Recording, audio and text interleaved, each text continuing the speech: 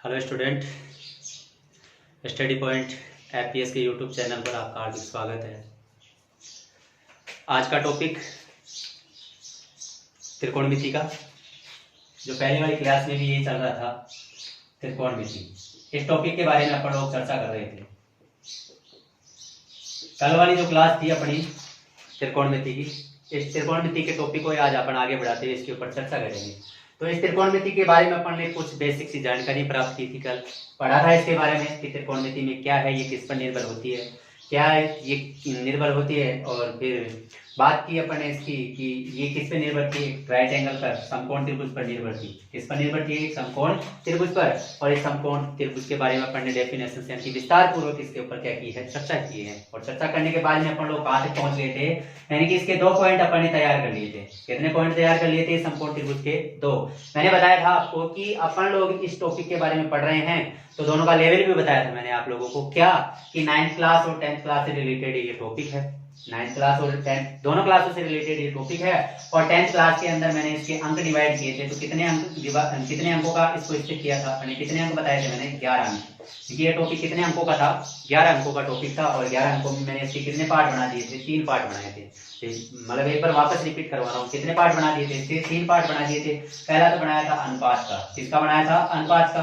पहला टॉपिक तो बनाया था अनुपात का। दूसरा बनाया था सर्व समीकरणों का, सर्व समीका का। और तीसरा बनाया था ऊंचाई व दूरी का। किसका बनाया था? ऊंचाई व दूरी का।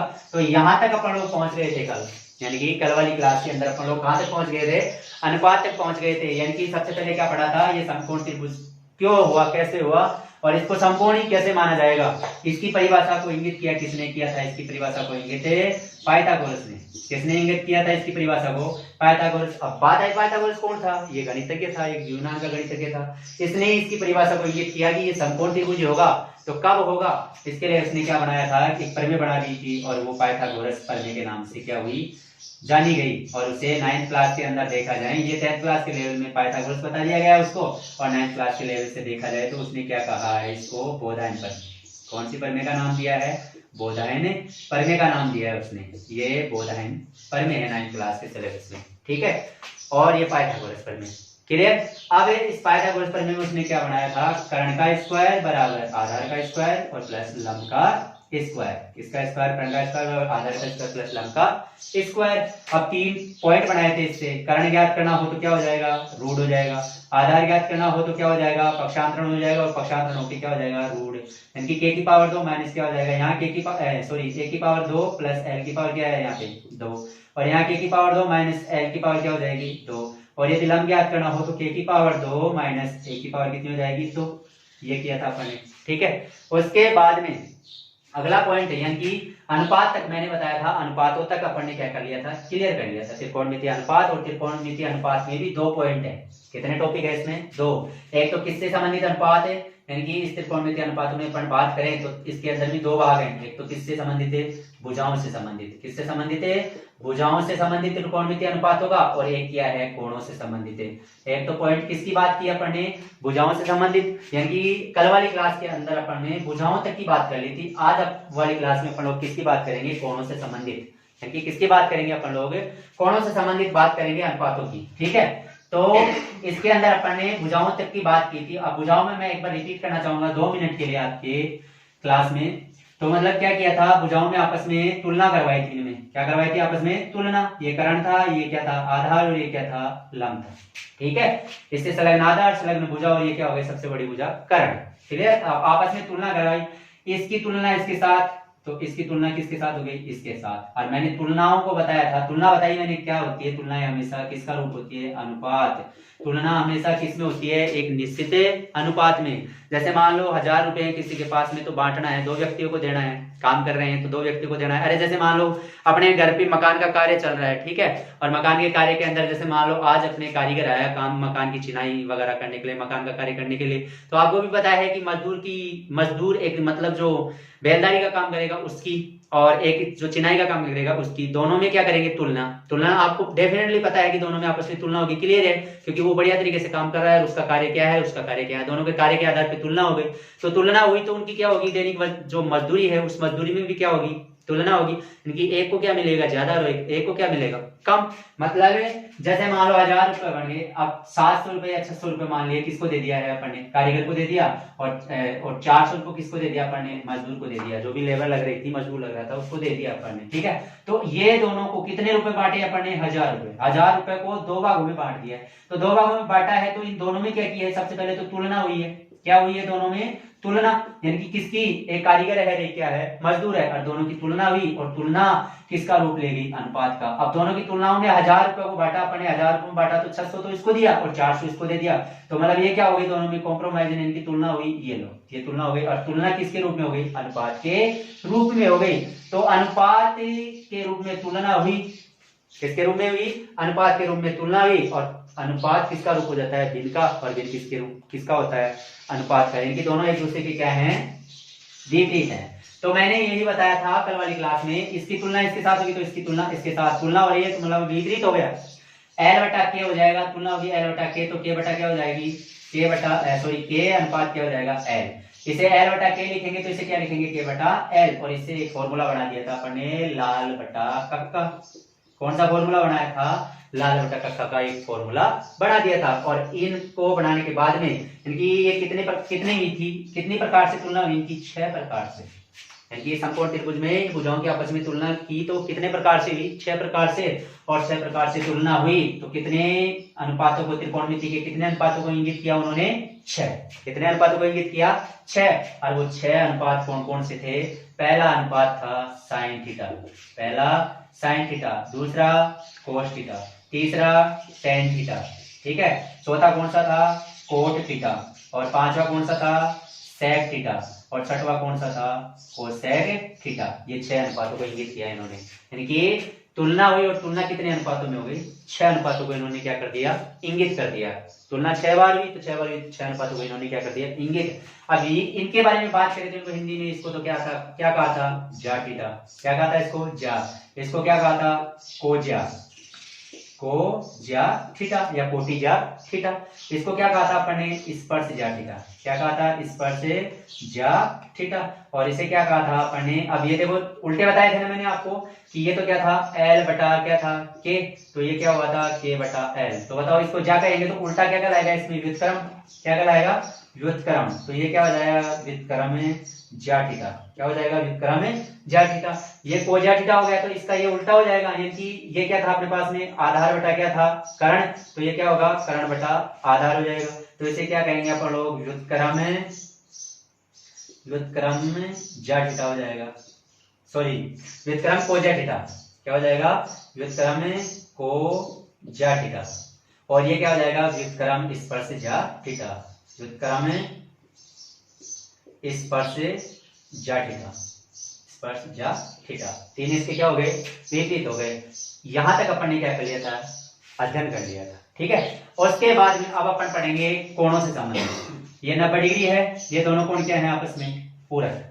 क्या है, मैंने बताया है अनुपात, 3 टॉपिक बताए, अनुपात, और अनुपात में पढ़ा है किसके बारे में, तुलना की है अनुपातों में, त्रिकोणमितीय अनुपातों की तुलना में बात की है, सिर्फ भुजाओं की। अब किसकी बात करेंगे, कोणों की, किसकी बात करेंगे, कोणों की बात करेंगे अपन लोग, ठीक है।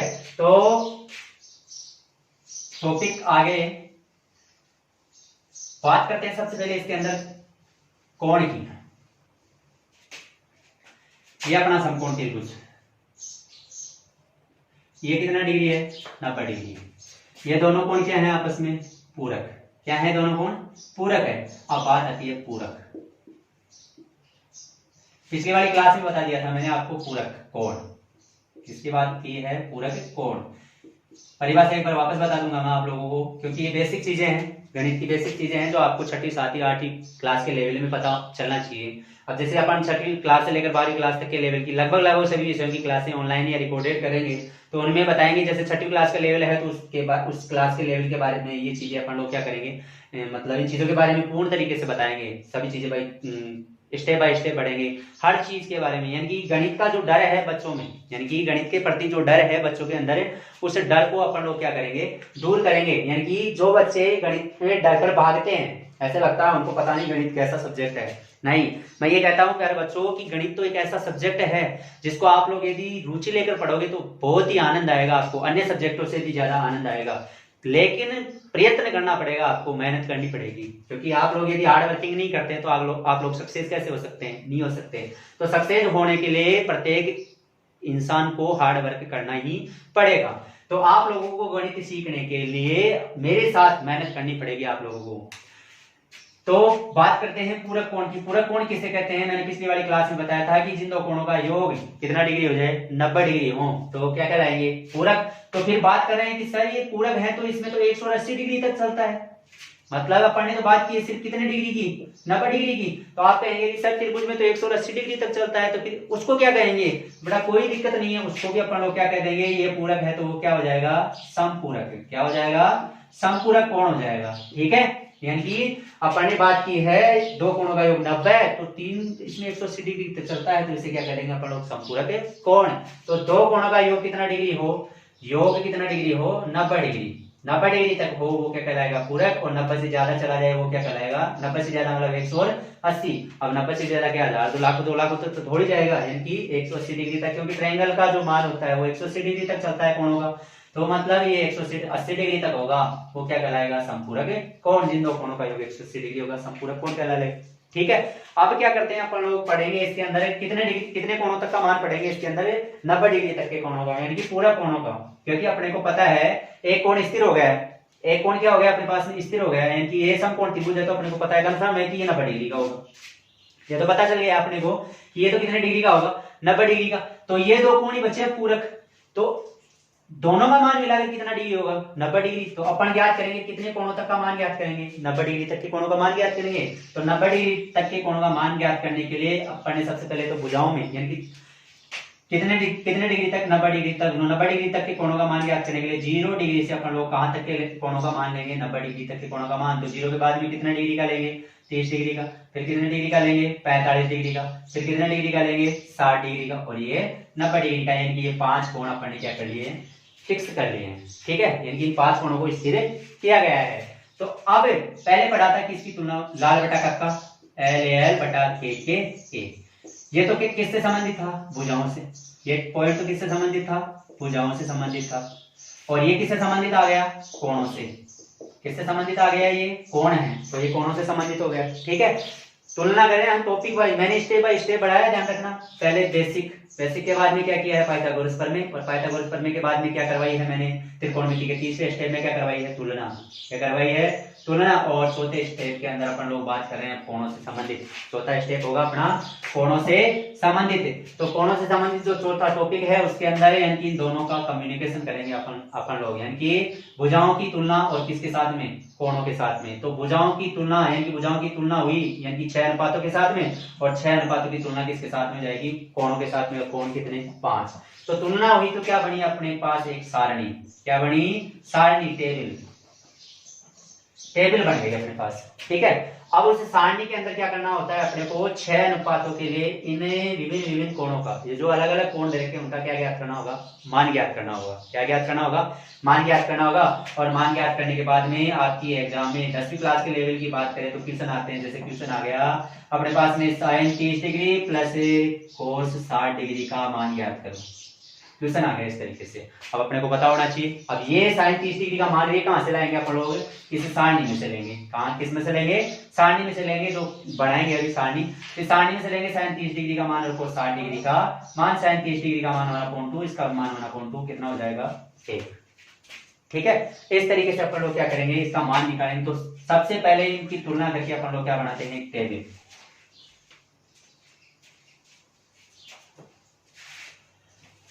सबसे पहले एक ऐसा डायग्राम बनाएंगे,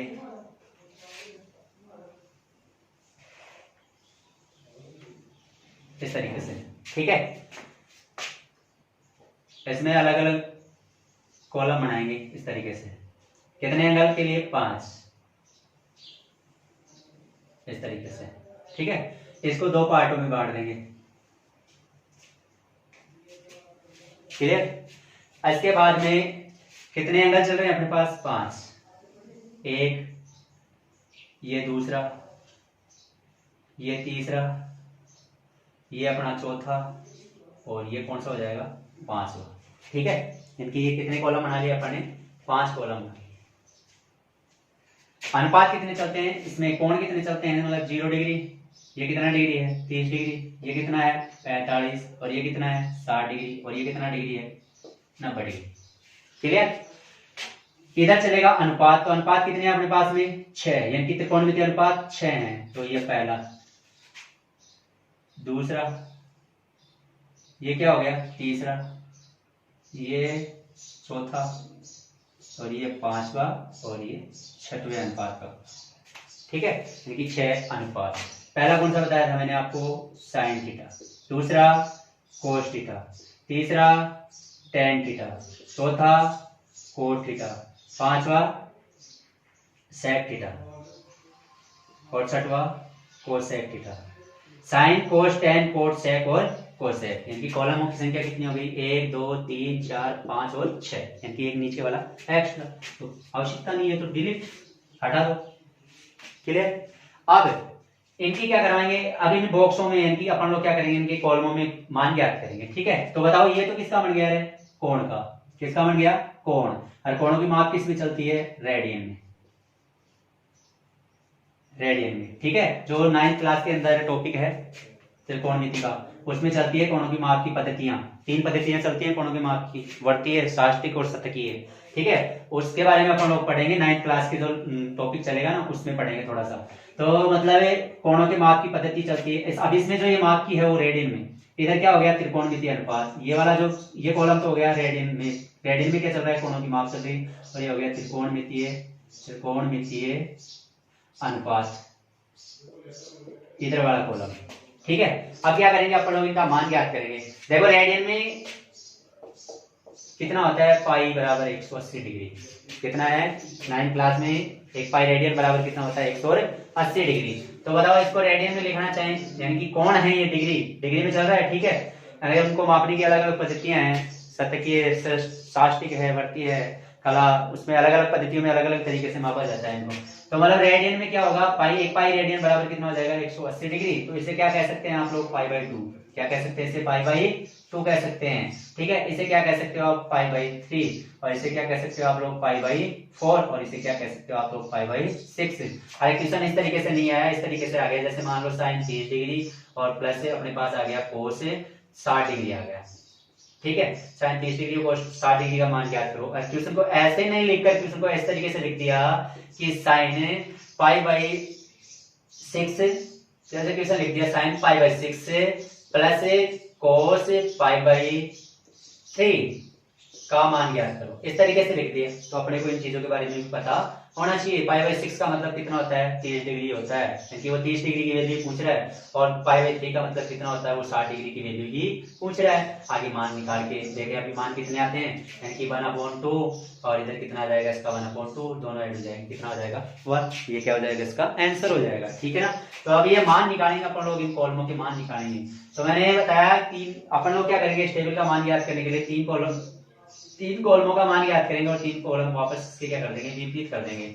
इसका उल्टा इसको कर देंगे, इसका उल्टा इसको कर देंगे, इसका उल्टा इसको कर देंगे, तो ये क्या बन जाएगी, अपनी सारणी बन जाएगी। तो देखो सबसे पहले साइन थीटा का मान ज्ञात करने के लिए, यानी कि साइन थीटा में 0 डिग्री, 30 डिग्री, 45 डिग्री, 60 डिग्री और 90 डिग्री का मान ज्ञात करने के लिए अपन लोग क्या करेंगे, 5 पूर्ण संख्या लेंगे। कितनी संख्या लेंगे, 5 पूर्ण संख्याएं। अब अपने को पता होना चाहिए पूर्ण संख्याएं और प्राकृत संख्याएं क्या होती हैं। पूर्ण संख्याएं और प्राकृत संख्याएं क्या होती हैं।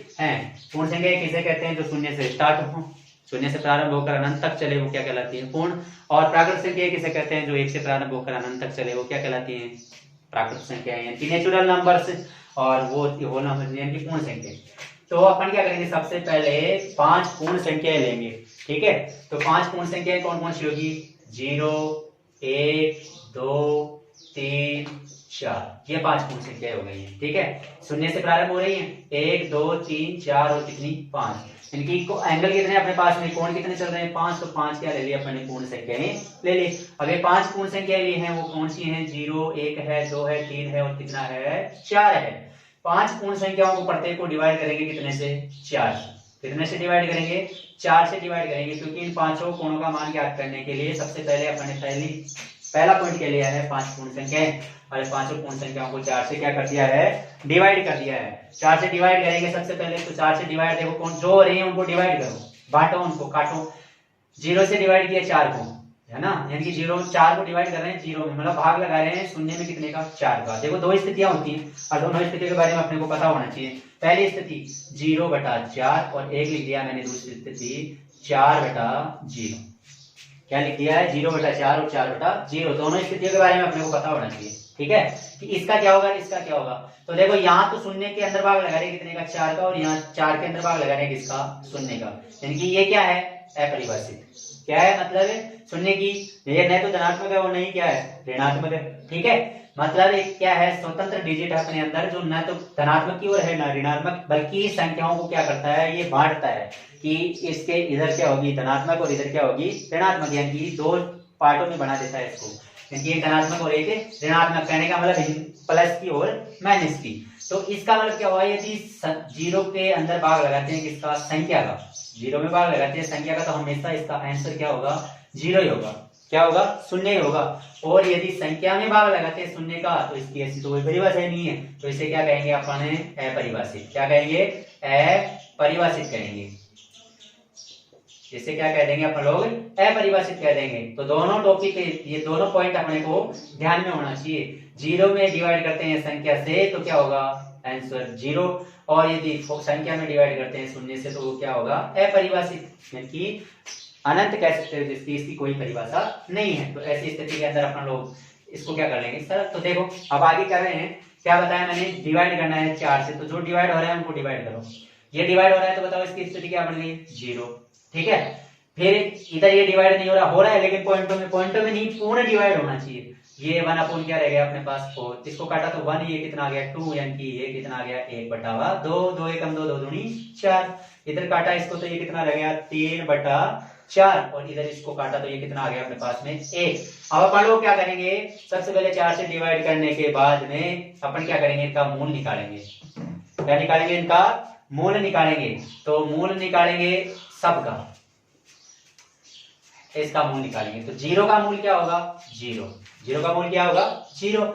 1 का मूल कितना होगा 1, और 4 का मूल कितना हो जाएगा 2, यानी कि इसका मूल कितना आ गया 1/2। इसका निकाले अपन लोग, तो 1 का मूल कितना होता है 1, और 2 का कोई मूल नहीं होता, 2 का कोई मूल नहीं होता। तो 2 का कोई मूल नहीं है, तो जिस संख्या का कोई मूल नहीं हो तो अपन लोग क्या कर देते हैं, उसके ऊपर वो ही चिन्ह लगा देते हैं। तो ये क्या हो गया, इसके ऊपर √2। इधर निकाला 3 का कोई मूल नहीं है, तो ये क्या हो गया √3, और अपॉन 4 का मूल कितना हो गया अपने पास में 2, और ये कितना आ गया 1 का मूल कितना 1। बताओ आगे 5, इनको लिख देंगे यहाँ उठाकर। सबसे पहले शून्य, ये लो, उसके बाद में 1 कितना आया अपने पास में 2, फिर आया अपने पास में कितना 1/√2, फिर कितना आया अपने पास में ये √3 बटे कितना आ गया है 2। ठीक है, और ये कितना आ गया अपने पास में 1। क्लियर। अब क्या करते हैं, sin थीटा का मान, यानी कि sin 0 डिग्री का मान 0, sin 30 का मान कितना हो गया 1/2, और sin 45 का मान कितना हो गया 1/√2, और sin 60 का मान कितना हो गया √3/2, और ये कितना हो गया sin 90 का मान कितना 1। अब पाई की बात करें तो ये कितना हो गया अपने पास में, यानी कि sin जैसे π/2 की बात करें तो कितना होगा 1, sin π/3 की बात करें तो कितना हो जाएगा √3/2, sin π/4 की बात करें तो 1/√2, इसकी बात करें तो 1/2, और ये क्या हो गया 0। ठीक है, इसके बाद अपन अगला, जब अगले कॉलम की यानी cos थीटा का मान ज्ञात करें, किसका मान ज्ञात करें अपन लोग, cos थीटा का मान ज्ञात करें। तो cos थीटा का मान ज्ञात करने के लिए क्या करेंगे अपन लोग, sin थीटा के जितने भी मान अपन ने ज्ञात किए हैं, यानी कि sin थीटा के कॉलम के जितने मान अपन ने ज्ञात किए हैं उनको विपरीत क्रम से रख देंगे, यानी कि उल्टे क्रम में रखेंगे। तो इधर से, यानी कि इधर से इस मान को उठाकर इधर से रख लेके आएंगे अपन लोग। तो यहाँ से लास्ट में कितना है 1, इसका ये वाला, तो दूसरा कितना हो जाएगा √3/4 कितना हो जाएगा 2, और ये कितना आ जाएगा 1/√2, और ये कितना हो जाएगा 1/2, और ये कितना आ जाएगा 0। ये लो, दो मान आ गए सारणी के। अब तीसरा मान ज्ञात करने के लिए देखो बिल्कुल सही जिसे है, स्टेप बाय स्टेप इसके अंदर समझते जाओ आप लोग। tan थीटा का मान ज्ञात करने के लिए, किसका मान ज्ञात करने के लिए, tan थीटा का मान ज्ञात करने के लिए फॉर्मूला क्या बन जाता है, sin थीटा बटा cos थीटा। क्या बन जाता है, sin थीटा बटा cos थीटा।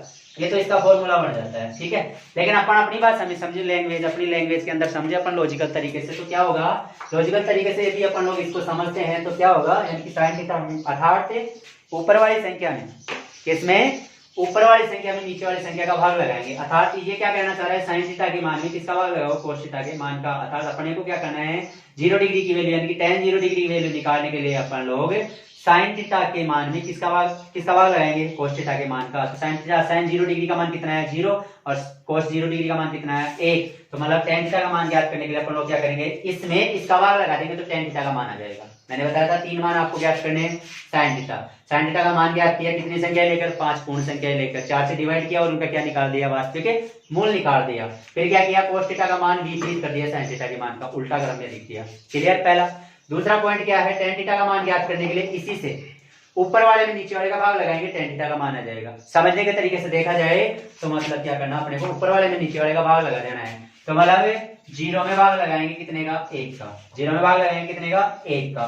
तो 0 में भाग बताएंगे, मैंने अभी बताया था कि ऊपर से यदि डिवाइड करें किसी संख्या में, यानी शून्य को डिवाइड करें किसी संख्या में तो कितना होगा, शून्य आएगा। और संख्या को डिवाइड करें शून्य से क्या होगा, अपरिभाषित। तो बताओ इस कंडीशन में क्या आएगा अपने पास में, शून्य। तो यहाँ पे क्या लिख सकता हूँ मैं, शून्य। क्या लिख सकता हूँ यहाँ पर मैं, शून्य लिख सकता हूँ। इसके बाद में जैसे ऊपर कितना है 1/2 और इधर कितना है √3 कितना है 2। तो बताओ इसकी स्थिति क्या बनी, 2 से 2 क्या हो गया, कैंसिल। तो ऊपर कितना बचा 1 है, नीचे कितना बच गया √3। तो इसे क्या लिख सकते हैं 1/√3। 1/√3 क्या लिख सकते हैं इसे 1/√3। इस स्थिति में देखा जाए तो बताओ क्या आएगा, ऊपर भी 1/√2 है, नीचे भी 1/√2 है। तो मतलब 1/√2 से 1/√2 में भाग दिए, समान संख्याओं में भाग लगाते हैं हमेशा। तो कितना आ जाता है 1। कितना आ जाता है 1। अरे कहने का मतलब है जैसे ऊपर भी 5 है, नीचे भी कितना होगा 5, सेम है दोनों ऊपर नीचे, तो इसकी वैल्यू कितनी होगी, हमेशा 1 होगी। तो ये कंडीशन इसमें दर्शा रहा है 1/√2 सेम इस पोजीशन है इसकी। तो सेम स्थिति पे इसका आंसर कितना आ जाएगा 1। वैसे देखो तो काट के देख लो, 2 से 2 क्या हो गया, कैंसिल। फिर 1 में का भाग लगाओ तो क्या हो जाएगा, 1 ही तो आएगा। इसी प्रकार अगला क्या हो जाएगा अपने पास में, √3/2 है और ये है 1/2 है। क्लियर। तो बताओ 2 से 2 क्या हो गया, कैंसिल। तो क्या बचा अपने पास में √3 अपॉन कितना बचा 1। तो √3/1 इक्वल टू कितना हो जाएगा √3। 1 से 1 के नियम पता होना चाहिए अपने को, 1 का नियम भी पता होना चाहिए, 0 का नियम भी पता होना चाहिए। ठीक है। 1 की बात करें तो 1 एक ऐसा डिजिट है नेचुरल नंबर्स में, एक 1 एक ऐसा डिजिट है, उसको अपन लोग किसी भी नेचुरल संख्या को डिवाइड करें या मल्टीप्लाई करें। ठीक है। क्या बताया मैंने कि एक ऐसा अंक है जिसको किसी भी नेचुरल नंबर से यानी कि प्राकृत संख्या में किसी भी संख्या से, ठीक है, क्या करें, गुणा करें या भाग करें, कोई परिवर्तन नहीं होता। ठीक है। क्या बताया मैंने कि एक है वो एक ऐसा डिजिट है, ऐसा अंक है जिसको किसी भी संख्या से गुणा करें या भाग करें तो उसमें कोई परिवर्तन नहीं होता। ठीक है। अरे जैसे मैंने लिख दिया 5 × 1, तो क्या है, क्या थोड़ी हो जाएगा, 6 थोड़ी हो जाएगा, 7 थोड़ी हो जाएगा, कितना होगा 5 का 5।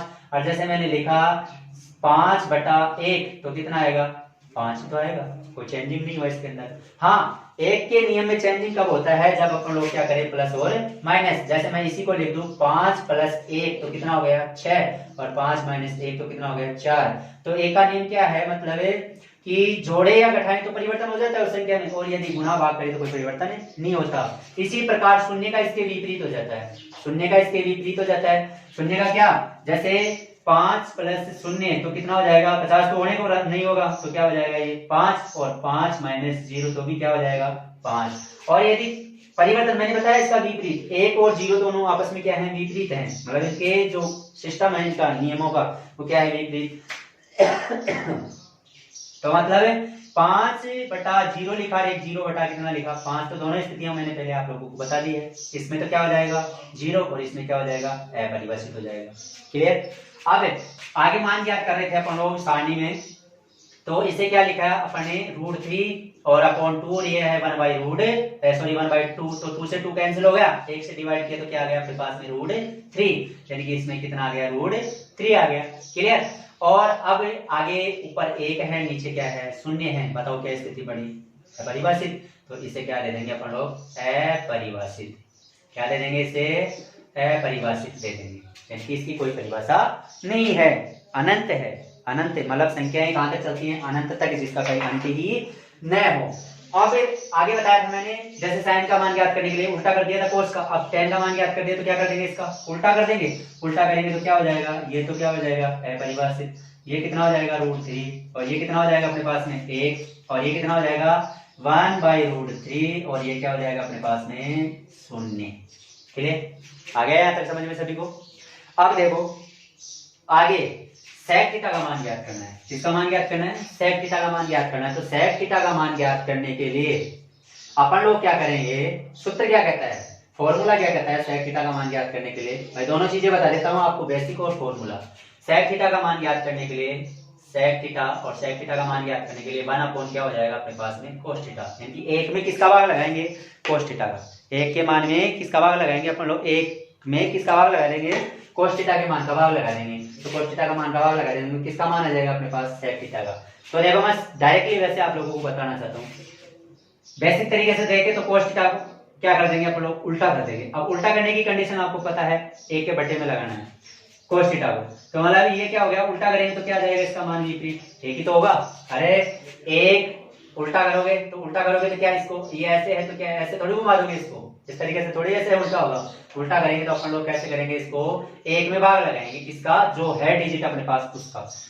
इसको इसका उल्टा लिखेंगे तो किस में भाग लगाएंगे अपन में, एक में लगाएंगे। वो तो बात तो वही आ जाती है ना अपने पास में। तो एक, इसका क्या हो गया एक। अब बताओ इसका उल्टा होगा तो विपरीत होगा, तो दो तो कहाँ चला जाएगा, ऊपर, और √3 कहाँ जाएगा, नीचे। इस प्रकार इसका उल्टा करेंगे तो दो तो कहाँ चला जाएगा, ऊपर, और एक कहाँ जाएगा, नीचे आ जाएगा। तो मतलब एक में 2 का √2 में एक का भाग लगाएंगे तो क्या आ जाएगा यहाँ पर √2। इसी प्रकार इसका उल्टा करेंगे तो 2 तो ऊपर चला जाएगा, एक कहाँ आ जाएगा नीचे। तो एक में 2 का भाग लगाएंगे तो कितना आएगा 2। फिर आगे वाली स्थिति आई अपने पास, यहाँ पे क्या बचा है 0, क्या बचा है यहाँ पर 0, और 0 का उल्टा करेंगे तो क्या आ जाएगी 1/0। तो बताओ क्या स्थिति बनेगी यहाँ पर, अपरिभाषित। क्या बनेगी, अपरिभाषित। तो ये आ गई अपरिभाषित, या फॉर्मूले में रख के निकाल सकते हैं। देखो sec थीटा 1/cos थीटा। सबसे पहले sec किसका मान ज्ञात करना है, 0 डिग्री का। 0 डिग्री का मान ज्ञात करने के लिए एक की जगह एक, cos थीटा की जगह कितना रखूं मैं, एक में एक का भाग लगाया कितना है 1। क्लियर।